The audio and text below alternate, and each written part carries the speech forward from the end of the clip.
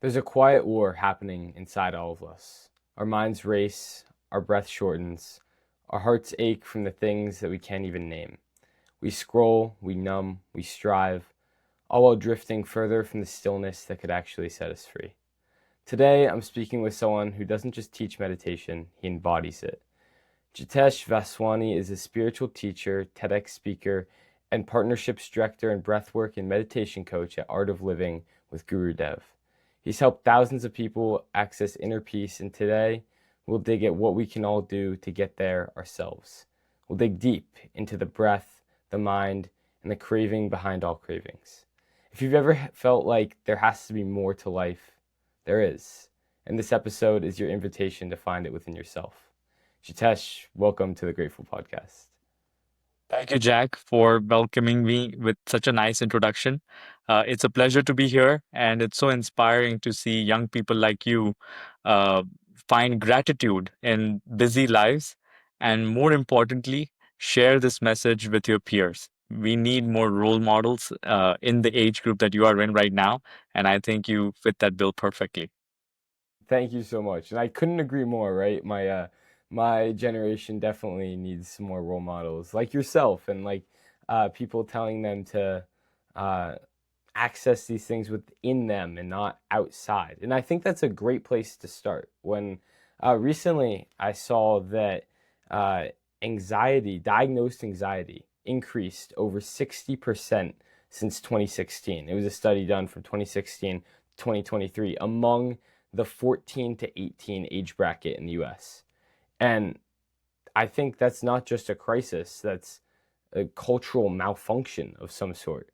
Uh, Anxiety is on such a rise, right? And that's crazy. So why do you think that modern life uh, has caused such an uproar in anxiety, and how can meditation help us restore what's been lost? I think I think especially on the west side, on the western part of the world, I've noticed this. I've noticed this more, and of course, and now it's catching up also on the eastern side of the world as well.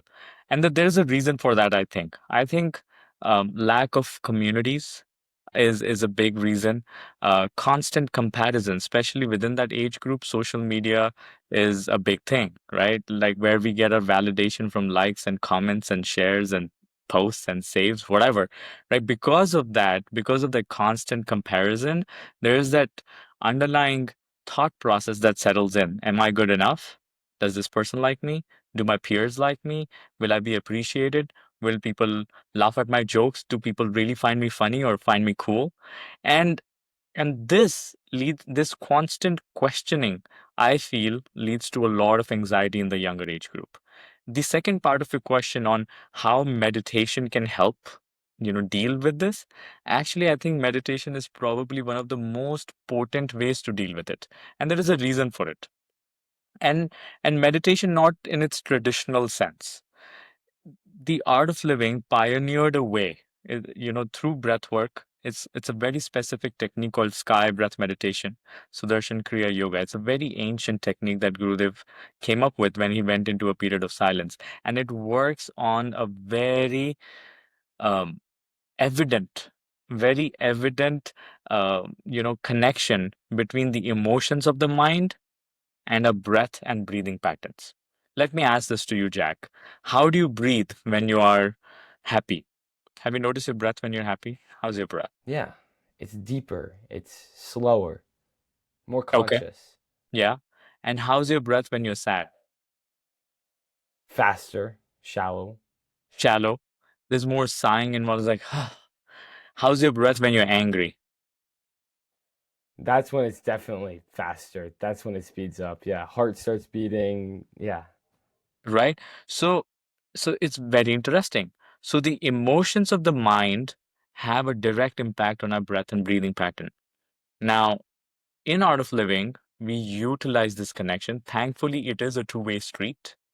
So, by learning how to modulate the breath, by learning how to breathe in certain ways, by learning how to tap into this inner space of consciousness using the breath, I think I think we can invoke a transformation within a generation of people who is now dealing with stress, anxiety, constant comparisons, constant, constantly seeking validation from their peers. So all of that can be dealt with just one solution: breath and meditation. Yeah, that is so interesting. And I've realized this connection myself. And so I am always trying to consciously slow my breath down in as many scenarios as I can. But my question for you is that the answer? Is it being conscious and aware more and just bringing yourself back to that, or can you somehow train your subconscious to operate at a natural level of slower and deeper breaths? The answer is both, right? Because, for example, when you start any new practice, any new habit that we start, at first it takes practice. At first, it takes constant repetitions till it becomes part of your second nature. Maybe a relatable example that I can share is when we go to the gym, or when we start driving. Driving is a perfect example for that. Have you noticed that when we start to learn how to drive, we're so aware, right? We're like, oh, Mm, like I don't wanna miss a turn. I want to make sure that I put on the indicator, and there's like constant chatter, constant dialogue that we have with our mind in order to mhm. make sure we don't mess up. Now, as we become adept at driving, all of that still happens, but in a much more subtler way. Driving becomes like second nature. Yeah, we're able to drive more easily, more, in a, I don't, I think more effortlessly is the right word. Yeah, So, so same way with meditation. When we start meditation, right now, initially, that practice of mindfulness, that practice of being aware, is a good practice to have. Over time, because of the meditation practice, that mindfulness and that awareness just sets in. It becomes like part of our nature. And because it is part of our nature does not mean that we stop doing the practice. It just means that we are getting better at it and we are going deeper into it. And that's when a lot of the magical gifts start coming up from our consciousness, which have been, I think, even now been totally unexplored. The human race is very interesting. Somewhere we lost touch with nature, with our own self, with our own consciousness, and we started chasing methods of validation, right? Whether it's through money, mm, through success, through what university am I going into, right? Like this constant battle that we have, me versus them, right? And thinking that happiness comes from something outside, right? yeah, Now, meditation, what it does is it changes that mindset. It helps us realize that actually all that I was looking for in my life is within me. Now, I'm not saying that we don't chase success. I'm not saying we don't become rich or successful or achieve whatever we have to achieve in the outer world, but we can do that from a space of ease, from a space of calmness, rather than a space of feverishness and, you know, willing to sacrifice your character to get that success, right? Like we take steps yeah, which are not in our true nature to achieve hmm it when we want it so badly. I hope I, I yeah. hope I was able to make that comparison, like draw that comparison clearly. I think it makes sense. Yeah. So it reminds me of something Jay Shetty said. So I recently, you know Jay Shetty, I'm imagining. Yes, of course. Yeah. So on Thursday, last Thursday, my mom and I went down to Boston to see his live show. It was an amazing experience, and he he said this thing that really hit home for me. And he differentiated between the inner world and the outer world, and about how so much of our energy is dedicated to optimizing for the outer world and success in the outer world. But our reality at all times is in the inner world. We live our lives through our inner world. And it's really interesting how humans have evolved to optimize for the outer world while sacrificing their inner well-being. And I think it's really paradoxical to me. It doesn't make sense. I don't understand why we do that. It's only until human beings realize that even in order to achieve outer success, if you do it from an inside out approach, it becomes much more easier.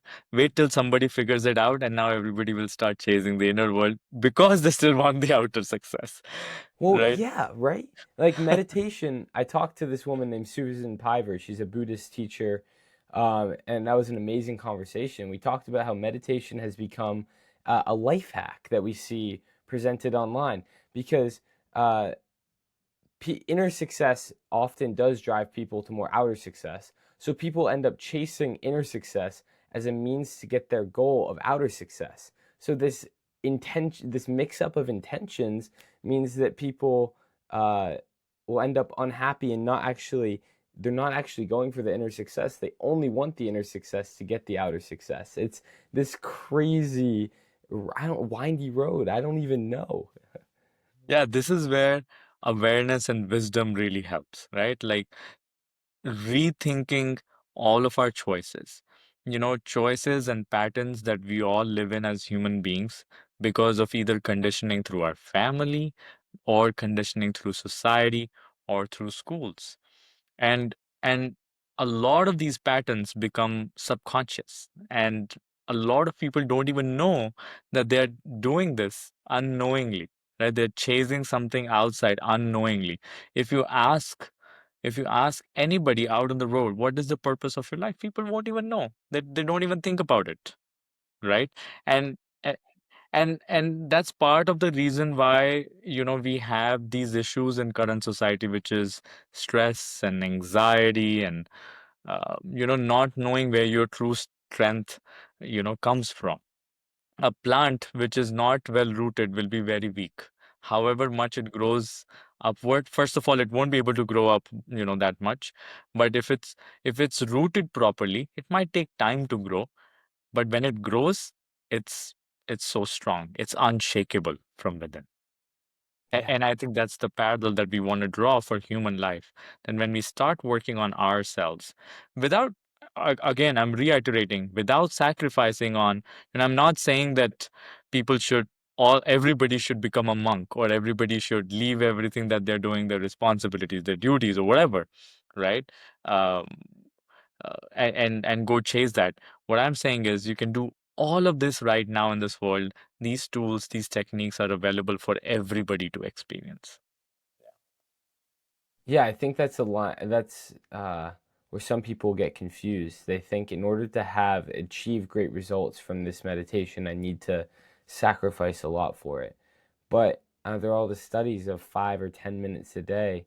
They work. One thing that's been a struggle for me personally is when I do make a meditation routine, like 10 minutes a day, and I did that for a year and a half straight. I didn't miss a day, but at some point I did miss a day, and then it started to become like a chore. Like, oh, I have to fit this in, and I lost some of the magics of meditation. I'm still struggling with it right now. Like today, I didn't meditate today, and even though yesterday I meditated and I realized how amazing it made me feel. So how can we start to prioritize meditation over the other things that take precedent to what is probably meditation is probably. Yeah, no, that is a great question, actually. There's an ancient text on meditation. Gurudev Sri Sri Ravi Shankar has spoken about it. And it's an Indian name. I'm gonna give the secret away for everybody. It's called the Patanjali Yoga Sutras. It's the Yoga Sutras by this ancient sage. And he says this very interesting thing about meditation. He says any meditation gives fruit when these two conditions are met. Condition number one, that it has to be practiced for a very long period of time. Now, he doesn't list number of days. He doesn't list what's defined as a long period of time. He just says over a considerably long period of time. And second, when the practice is done with a feeling of honor and gratitude. Over time, like for example, it's the same thing, right? Like we learn a new habit, we learn, like, you're driving and you're so aware, you want to take in every moment of that, and then it just you know kind of goes into the back burner. Same with meditation also. A lot of people start meditating with this gusto, with this enthusiasm, with this feeling of, uh, excitement towards it. And over time, as it becomes more like a habit, it starts to feel like a daily chore. That's where I would recommend that right before starting your meditation, you start having that sense of honor and that sense of gratitude that, okay, let this meditation bring whatever it's supposed to bring, whatever gifts it wants to bring me today. Let that let it come to me, and saying thank you to yourself that, okay, I thank myself that I'm taking this time out for myself, right? And then that um just that small shift in our attitude towards it changes our relationship towards it. And you'll Yeah, notice that you'll go 1000x deeper in your meditation. Second thing is what, I like to quote Simon Sinek a lot also, where he I says, love find that your guy. why, right? Yeah. Like he talks about finding your why. When you find your why, when you know why you're doing it, then you're more driven on the what, right? Like, which is in this case, a meditation practice. Yeah. You gotta find your why. You gotta figure out why you're doing it and why it needs to be important. That does make sense. Um, Another thing that goes along those lines of like struggling to actually get into the practice is I have a lot of friends that I think could really benefit from meditation, or I know a lot of people. And what they always say to me, the ones that don't end up doing it, is, I could never sit still for that long. I can't do that. What do you mean? I'm like, well, this is how meditation is how you could learn to sit still for that long. But it's that sitting still, it's that nothingness hump that they need to get over that they aren't willing to commit to. So how does someone that is struggling with that problem get into meditation in a way that they can, in a way that's accessible to them? So this is again where, art of living techniques come in very handy, because it's a dynamic process. We have meditations that we offer which are about sitting still. We also have meditations which involve a lot of breath work. And when you do that breath work, it's almost like setting up the mind space for meditation. For example, now, Jack, you'll go to sleep tonight, right? Now, in order to have a good sleep, how do you ensure you have a good sleep? Tell me the steps for good sleep. Keep the lights off before I'm going to bed. Don't go on my phone right before. Okay. Don't eat too close to bedtime. Things like that. All right. So great. So everything that you have to do for a good sleep relates to the environment, right? You set the temperature right.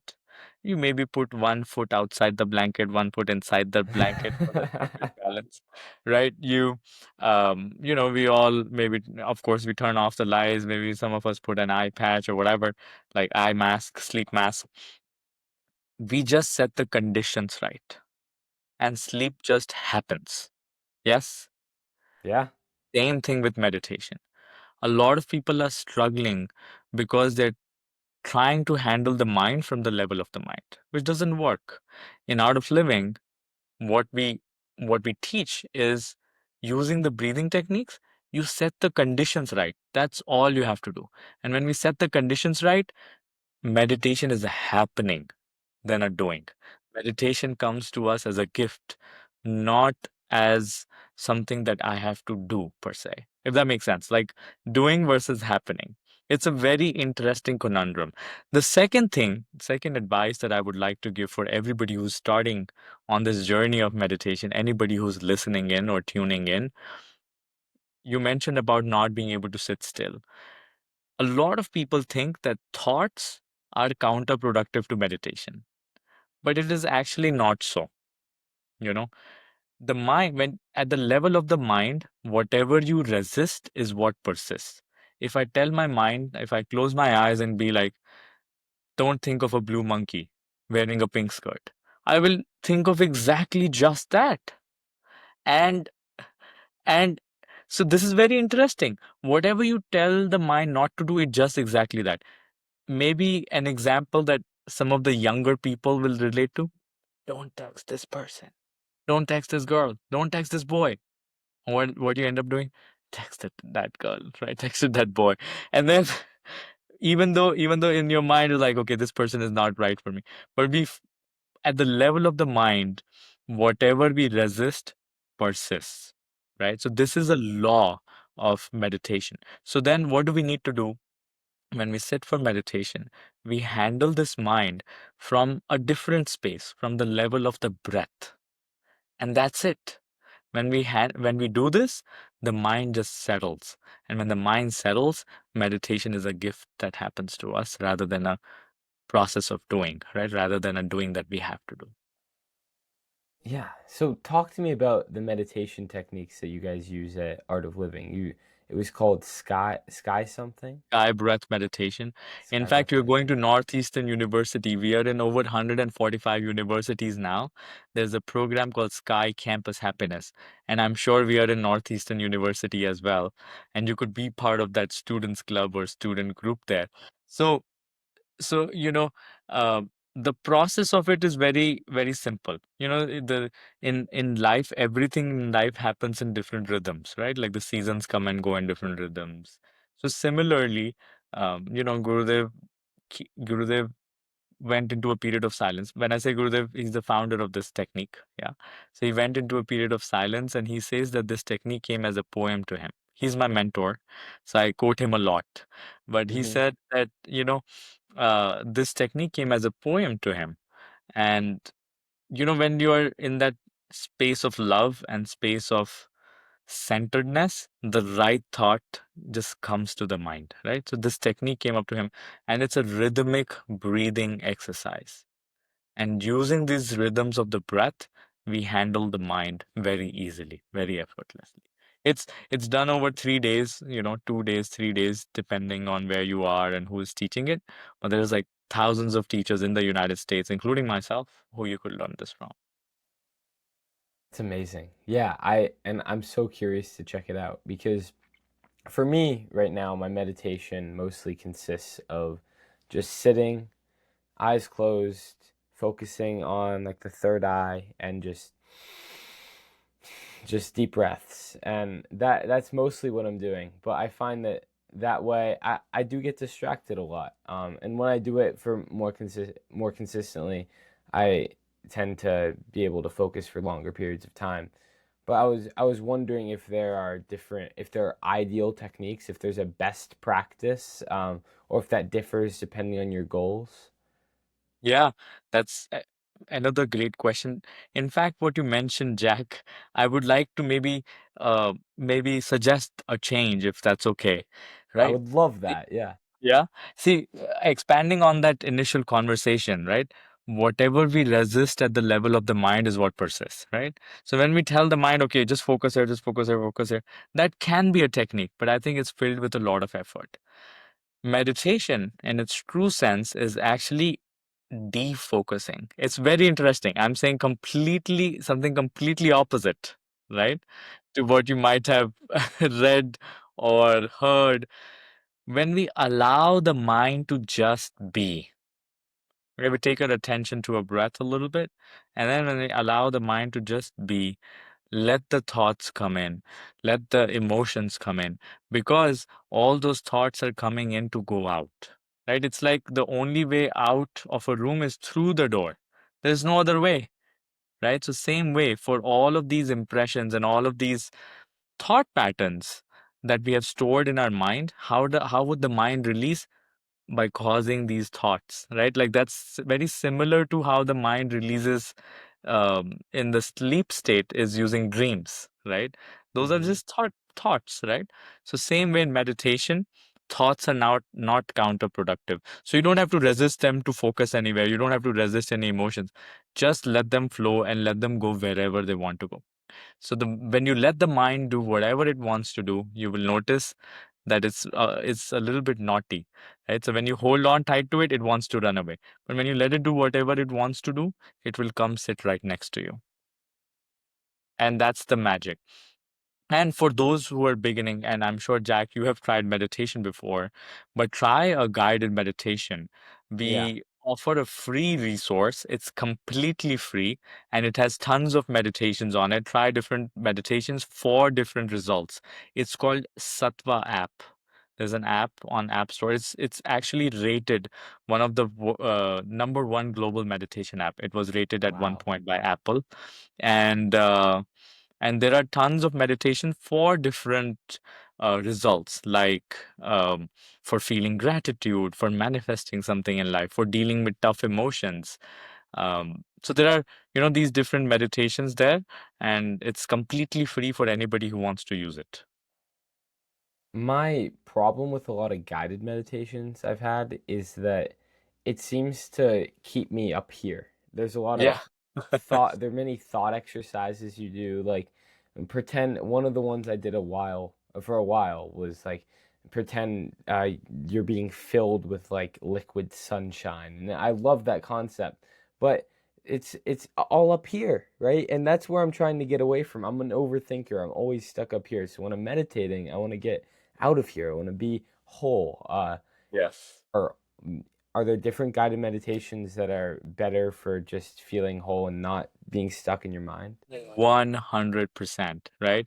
Now, obviously, I cannot comment on the guided meditations that you might have tried before, but I see a bunch of stuff on YouTube which I would not recommend. People do all sorts of stuff in the name of guided meditations. And that's why, it's important to go to an authentic source, right? For example, you want to learn how to podcast really well. You want to talk to, right, the Jay Shetty's of the world, or you want to listen to Mel Robbins of the world, or Lewis Howes, right? Like these guys, right? People who have perfected it. And when they've perfected it, when you listen to them, you can learn from them, right? So same way, I would recommend that. And that's why in Sattva, most of the meditations are from Gurudev, first of all, and he's like a master of consciousness.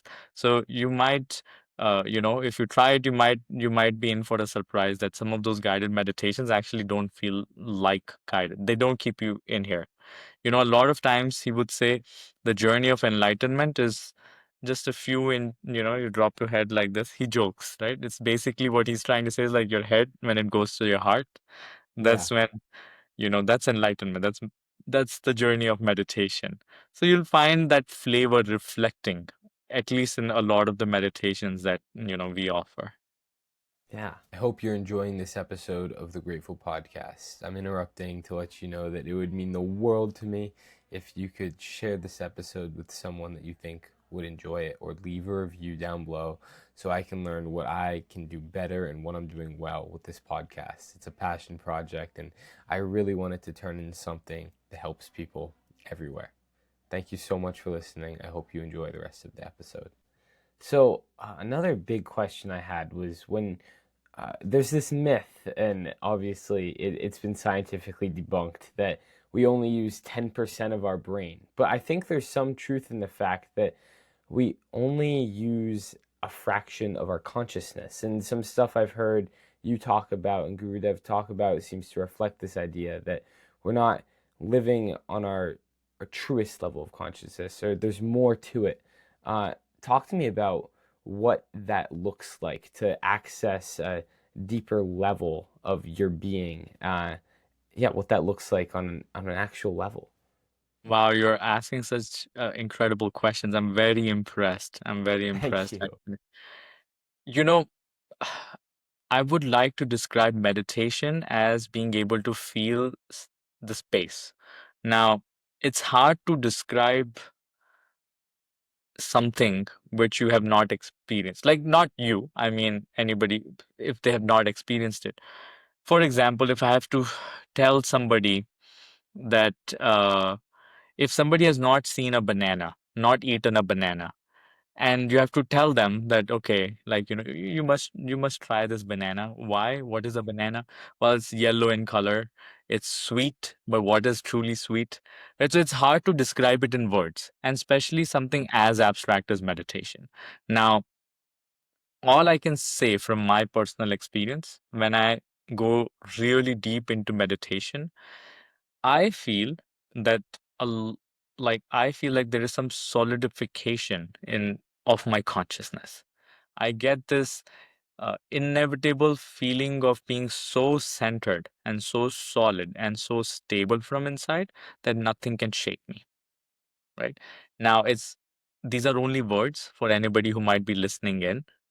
Um, but when you experience it yourself, then you're like, ah, yes, right? See, words can only point to the truth. Like, for example, when like in my high school, in my middle school, we used to do summer camps or whatever. We would go out into the there would be like trips and here and there, and our teachers would be like, hey, look, this is that constellation, this is this constellation.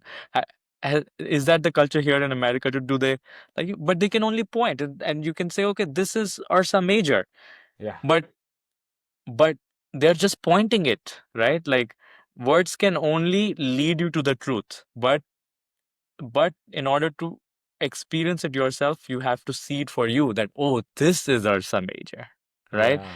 Till that point is till that point is just a cluster of stars, right? So same way here, we can talk about it. I can say that, yes, when you meditate more often, more regularly, over a long period of time, with honor and gratitude towards your practice, you get access to this space which is irrefutably peaceful, which is irrefutably strong, which is irrefutably stable, right? That you cannot deny it. Mm. But how do you describe it? I don't know. Yeah. And that's a struggle, I think, for everybody that's meditated a lot, to describe that feeling. And that's one of the most beautiful things about it, that it is really just a feeling that words cannot capture. I think that provides some trust, that in a weird way, like you trust it, that it's real, some authenticity to it. It's beautiful. Like, let me ask you this, Jack. How do you describe love, feeling of love? What would you say?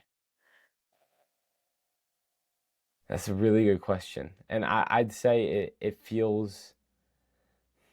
See, there I go. I want to describe what I believe it is, not what the feeling is, because the feeling is so hard to describe. It feels warm, it feels natural, it feels easy. Yeah. Yeah. Yeah, that's a And great huh.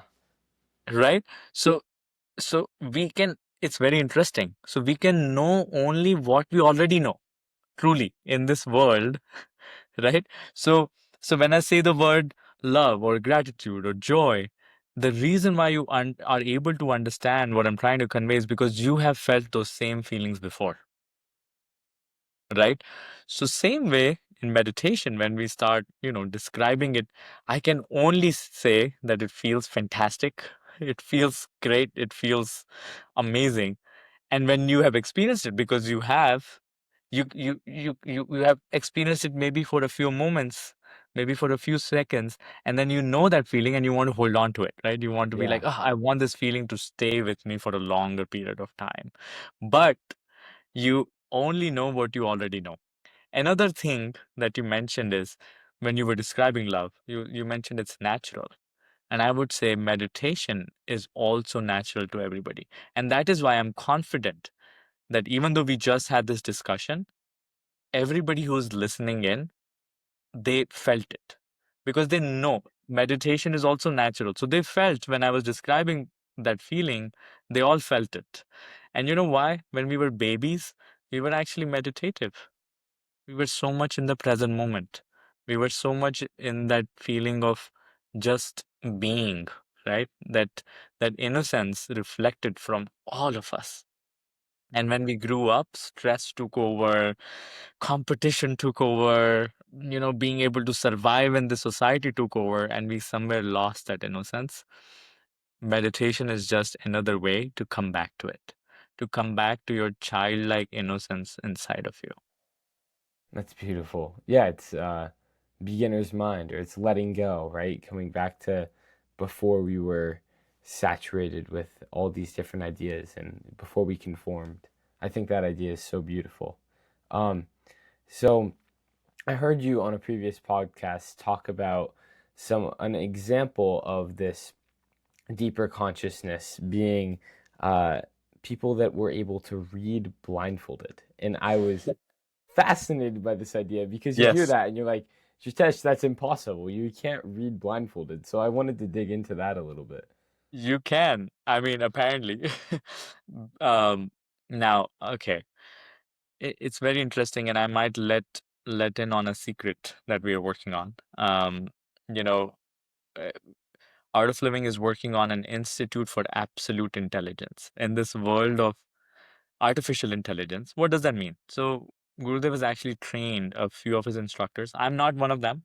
I can introduce you to somebody who can tap into who can tap into consciousness without even knowing you, without even knowing what your name is, whoever you are. They might be meeting you for the first time, and they can tell your past, present, future. They'll just tap in and they'll be like, oh, they can scan you over a period of time. Like, what will Jack be doing 20 years from now, 30 years from now? People have these supernatural abilities. I know kids who have been trained to be able to tap into that. Like you mentioned, they're able to read blindfolded. They're able to, some of these kids, they're downloading ancient languages which were extinct and they're reviving it. And it's very interesting. The way the process works is different different abilities come to different kids and different people, right? Based on whatever their natural, proclivity, based on the natural proclivity that the consciousness has. So I know some kids who are, you'll find these videos on YouTube. We recorded some of them. They're trained in this. Everybody must Google this Art of Living Intuition program, and we currently offer only for kids, right? And even I think up till 18 years of age. Maybe you you should use this opportunity, because once you become 19, they don't train you. And Yeah. you know why? Because because uh because Gurudev says, like, kids have this innocence still intact inside of them, right? If When we train a lot of these grown-ups, they might just go and gamble it away in Vegas. They might loot, Yeah. right? Because they can see, they can predict, they can just with their consciousness. So anyway, so that's why he has trained only kids, mostly. There's few adults that he has trained also, but mostly kids. So so just Google Art of Living Intuition Program, search it on YouTube, and and just start there, and start practicing it. And over time, you will notice that your gut feeling becomes so solid that, I have had kids, my friends' kids, who are able to tell people's names without ever first meeting them. You serious? I'm This not is kidding. And these are all on it's YouTube. crazy. These kids are riding bicycles, skateboarding with blindfolds on, solving Rubik's Cube with blindfolds on. It's It's like incredible. Star Wars. Yeah. It's like they're Jedi. It's amazing. 100%. Um, So we've talked a lot about meditation and what it can do for you. I want to get more curious about you, yourself, your journey with it, how you stumbled upon meditation, how you broke down the barriers of uh, present and started to become more present and cultivated all that in your own life. I think that that'll help me start to understand you a little more and help the audience as well. Sure. When I was your age, I started meditating when I was very young, actually. I did my first course with the Art of Living when I was 12 years old. And then I had a great time, And then when I was in high school, I somehow became, resistant towards the idea of meditation. I don't know why. Maybe because teens, right? Like, as we grow up, like, we tend to, like any other, you know, any other person, we tend to ignore the benefits of meditation or whatever, and we just get into just the worldly life, right? I wanted to be, Hmm. during that time in my high school, I wanted to be successful. I was preparing for competitive examinations. I desperately wanted to have a girlfriend in my life. I don't know why. And then it's just societal pressure, right? Or peer pressure. I wanted Yeah. my friends to think that um, that I was cool. And I'm talking, this is like almost 15, 16 years ago. And during that time, meditation was not considered as cool as it's considered now. People had a lot of prejudice. against Hmm. yoga, against meditation, against breath work, against any form of being with yourself. I don't know why. And because of that, I was resisting learning how to meditate. So my journey was slightly different than yours. You you are stepping up, you are inspiring others, you are to go beyond their usual realms and learning about different things. And I wish I was I was like this when I was your age. But my dad was after my life, my father. I really look up to him. And my both him and my brother, they were like, you have to learn meditation, you have to learn how to meditate. And I was like, well, and the name of the course was Art of Living. I was like, well, I was a brat. I was an arrogant teen, and I was like, why don't you pay me money and I'll teach you the art of living? And my dad was also a little bit strict, and he was like, I'm not asking you. You're being told that you have to Hmm. go attend this workshop. So I was like, okay, I have to do this. So if I'm gonna get bored, um, let me get bored with a friend. So I called up 10 of my friends. Nobody said yes except this one guy. And he was like, okay, I'll do this with you. And we'll promise we'll sit at the back. We'll make fun of the teacher and, we'll just have a good time. I was like, okay, let's go do this. So then we enrolled, we went and, and that's how we started. We started passing on snarky comments, like just trying to Yeah. act cool in the class. Hmm. Until we experienced the Sudarshan Kriya, the sky breath meditation, as it's called in the West. It was so powerful. My mind, for a few moments, just zapped into the present moment. Like I did not have to make any effort to be present. It was just zoop, like this. And that's when I was like, this is some really powerful stuff. This is not something that you just take lightly and make fun of and just treat your meditation practice just like just like any other thing. That's when my heart changed its attitude towards it. And the same two guys that were we came to disturb the class and just make fun of it and whatever.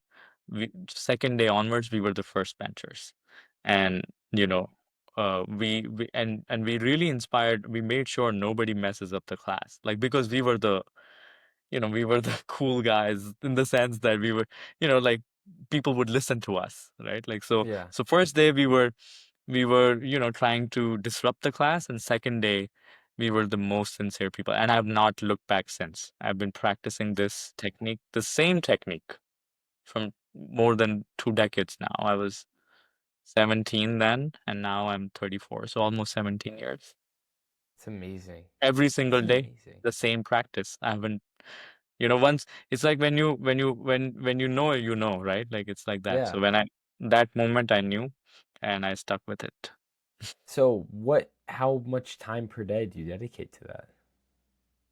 I would say my meditation practice is sky breath meditation, which is like 25 to 30 minutes. And I add a few more techniques, which is another 25 to 30 minutes. So almost an hour in the morning, and then another 20 minutes in the evening. But for most people who are starting out, the sky breath meditation is a great place to start. It's only 25 minutes, and that's where you Yeah. start. That's insane because that is 17 years straight. Like that's dedication. The culture right now is so fixated on a quick fix or getting something right now. And I can say this, but I'm still caught in the trap. Like, admittedly, uh, I'm 18. I want success. I want something as fast as I can, and it's this. We have to realize that the true progress, the stuff that makes a difference, the meditation that's going to change your outlook on life, in the business that's going to change your life, all this, it happens over long periods of time of sustained effort, sustained input, right? And it's so amazing. With every story like this, it's that same pattern. I think that's so important to fixate on. It's like you get 10 shots with a hammer, right? Imagine there are 10 nails and you hammer each nail once. it will go in only so much, right? But there is one nail and you hammer it 10 times, it it goes in, it penetrates, it becomes part of your life, it becomes who you are, right? And I think that was something that that's the message that I would like to share with everybody, and that's something that I live by in my own life is I found something that works for me and I kept at it. Yeah. And so how does it impact, like you're an electrical engineer and you're doing all your volunteer work. It seems like you must have a very busy schedule. You're starting your own podcast soon. So how does this meditation technique uh impact a life that for many people would feel stressful? Yeah, I think for me, my life is just an expression of joy. Like, like I think Will Smith had this movie, what was it called? The Pursuit of Pursuit of Happiness. happiness. The Yeah. Pursuit of Happiness. And although I love that movie, it's a great movie. But I think if we can somehow shift our life from being a pursuit of happiness to an expression of happiness, then work does not feel like work. Right? Mm. You are right. I'm incredibly busy, but I'm also incredibly lucky to be busy. I go do my day job 100% fully. I'm there, 5 days a week. I'm giving it my all. I want to make sure that my employers are successful. They feel that I'm contributing, I'm adding value to them. And when I come home is when my second life starts, which is all the other things that I also want to give my 100% towards, which is my meditation practice, my relationship, my wife, my family, um, my podcast, my hobbies, my passions, my volunteer work, teaching people how to meditate, right? And all of that stems from one single thing. When I have received so much, I want to share it, right? It's like when you watch a good movie, you call up your friends and you tell them that, hey, I watched the Terminator 3 and it was good, right? It was a great movie. You must watch it. I don't know if Terminator 3 is is an older reference for you, but uh, I I think, which one's Terminator 3? I know I've seen 1 and 2, but well, maybe two, right? okay. The one with Arnold Schwarzenegger, where Yeah, and then the yeah. other guy who's made out of mercury. I don't know whether it was two or three, but but This is where Arnold Schwarzenegger's the good guy, right? Yeah. yes, yes, yes, yes. So, so when you watch such a great movie, you tell your friends, right? You call them up, and you're like, "Hey, you must watch this movie. It's such a fantastic movie." So that's what I've been doing, when I learned something and I was like, "Hey, this is great. This can change lives." And I know my people who I love are struggling. They are dealing with a lot of anxiety. They're dealing with a lot of stress. And I wish I can help them. So that was my takeaway. It's like I'm gonna one day become a teacher of this technique. So I trained with the Art of Living for many, many years, and I'm lucky that I call myself a teacher. I teach a lot at Arizona State University. Um, I teach this program, and like me, there are thousands others who are teaching in different universities, different corporate houses. Our workshops are at Google, Microsoft. They have been taught at NASA. So it has grown over time with this simple phenomena, right? Like when you experience something good, you share it. It's so simple and so powerful at the same time. I love that. Yes. One of your quotes that I thought it resonated so deeply with me is that people should shift from uh, doubting the negative. They should start to learn to doubt the negative instead of doubting the positive. And it seems like just in our conversation, I've started to do that as well. I mean, normally, I mean, people are going to hear that people can read blindfolded and they will doubt it. They'll say, no way that humans are capable of such amazing things, right? But if you heard that there was some city bombed or something horrible that happened, we wouldn't doubt it. We would say, "Oh yeah, that probably happened." Um, Yeah. and so that idea of meditation that some people would consider naive, I think is beautiful, and I think it's beautiful to embrace the positives in life, and I appreciate that perspective because it is a necessary one right now. A simple example that a lot of people in the younger age group will will relate to. When somebody comes and says, I love you, you say, really?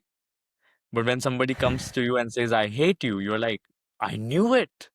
I hate your entire family, right? We believe people dislike us so quickly, right? But when Yeah. somebody comes and says, "I really like you," I really love you, like, really, me, like, so so we have this tendency to, like, doubt the positive. We have to flip this, right? And Mhm. that's why all these techniques from Art of Living are there to do exactly that. This idea of embracing the positive and doubting the negative, in a way, it connects to gratitude, which is what a lot of this podcast is based on. You seem like an extremely grateful person. I mean, just talking about your busy life, your family, volunteer work, job, podcast, everything.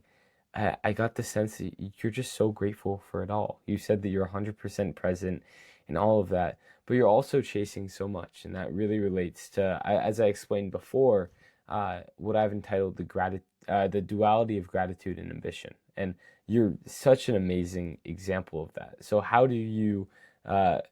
do you balance being grateful for right now while going after things in the future? You know, uh, there are only there are only two ways where people actually go forward and chase success. One is intense misery or intense gratitude. Only those, I think those two type of people are able to achieve it, right? When people are so struggling so much and they have nowhere else to go, there's so much helplessness and hopelessness. That's when, if they get the motivation, they bounce back, and we hear all these success stories, right? The second type of people who are able to do it are people who are intensely grateful for what they have received in life, right?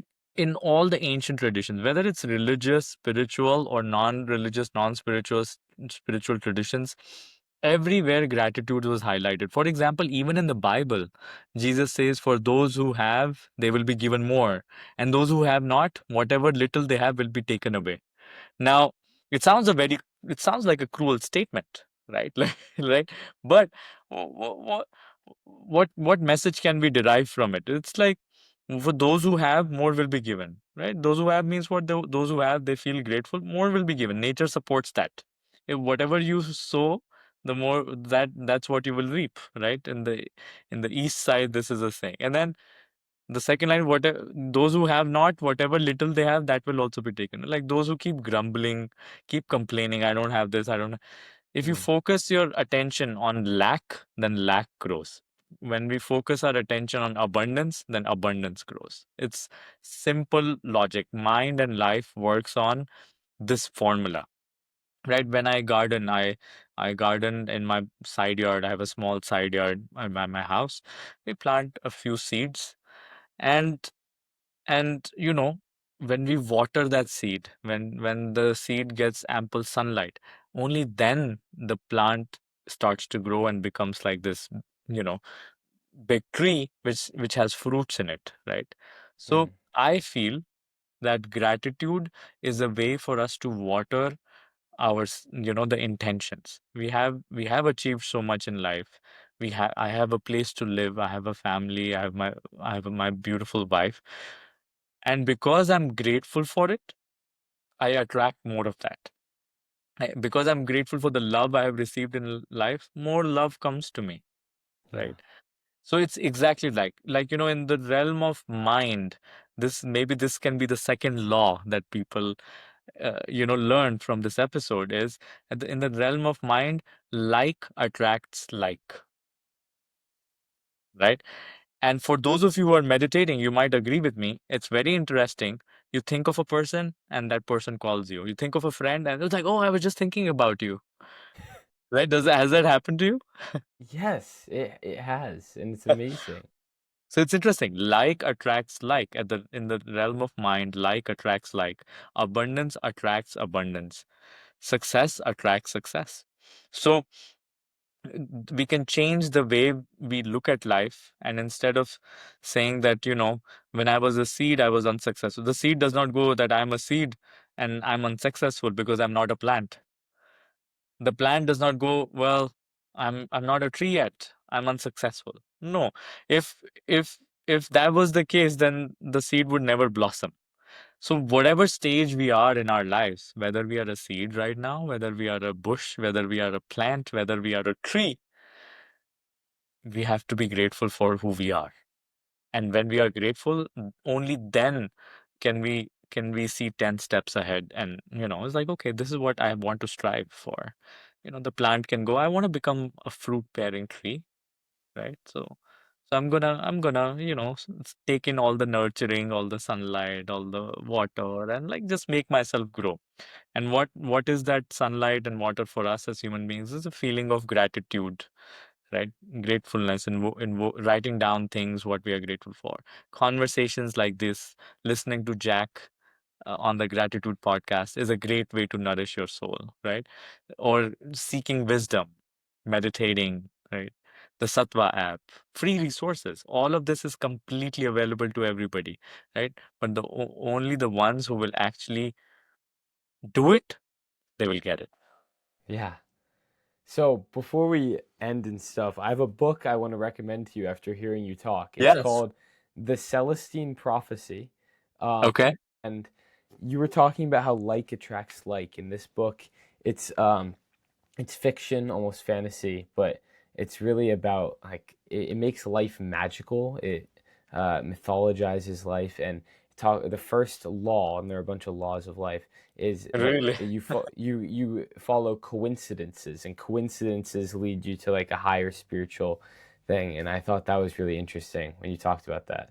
I've given this book to about to many people, and everyone is always so transformed by it. I was too. So if you want to read a book, I'd recommend that. 100%. Tell me the name again. I'll write it down. It's called The Celestine Prophecy. It's by Celestine. James Redfield. Yeah, I'm gonna buy it today. nice. Also, I wanted to show you this hat I'm wearing because I just realized it was backwards. I don't know if you can read it with the backwards thing, but it I says, will meditate and then destroy. yeah, it's a little, I'm not sure how you feel about that because, meditation is it's not meant to help you destroy people, but it's one of Yeah. my favorite hats. It's funny. Maybe you should say, Yeah. I will meditate you and then make you grow. Yeah, exactly. Yeah. It's my little competitive streak. Um, I love but it. yeah, Jitesh, this was such an amazing conversation. Thank you so much. And before we end it, I want you to let my audience know where they can find you. Let them know about your upcoming podcast. I think that's so exciting. I'm so happy to be here, Jack, and people can find me on my Instagram, right? If you search for me, Jitesh Vaswani. And the name of my podcast is called Beyond the Known, and it's very much in line with what you were sharing. We have received so much, and now what's next? So I want to learn things which I have not, you know which I have not learned about, or which I'm curious about, and I just want to practically talk to anybody who can teach me things which are valuable for me and my listeners. So for all those who are tuning in right now, you can, it'll be great, if you can listen in and also offer your support for Beyond the Known podcast. And I'm grateful, Jack, to you for inviting me here and letting me share my thoughts and opinions and asking me such incredible questions. I wish only the best for you. And I hope you become successful, and especially on your next journey at Northeastern. And it's a great school, and I'm sure you'll do great. Thank you so much. Yeah, that means a lot. And yeah, it's an exciting time. And for everyone, it feels like a period of growth for everyone I'm talking to right now. Yes. Next step, and it's really exciting to be a part of it. So yeah, thank you. Incredible. Thank you. Thank you so much for tuning into this episode of the Grateful Podcast with Jitesh. I'm so grateful for this episode, for Jitesh and all of his wisdom that he shared. It was just remarkable, and I really hope that you agreed. And if you want to listen or watch more amazing conversations like this, make sure to subscribe to the Grateful Podcast wherever you get your podcasts. All right, stay grateful. I'll see you next week.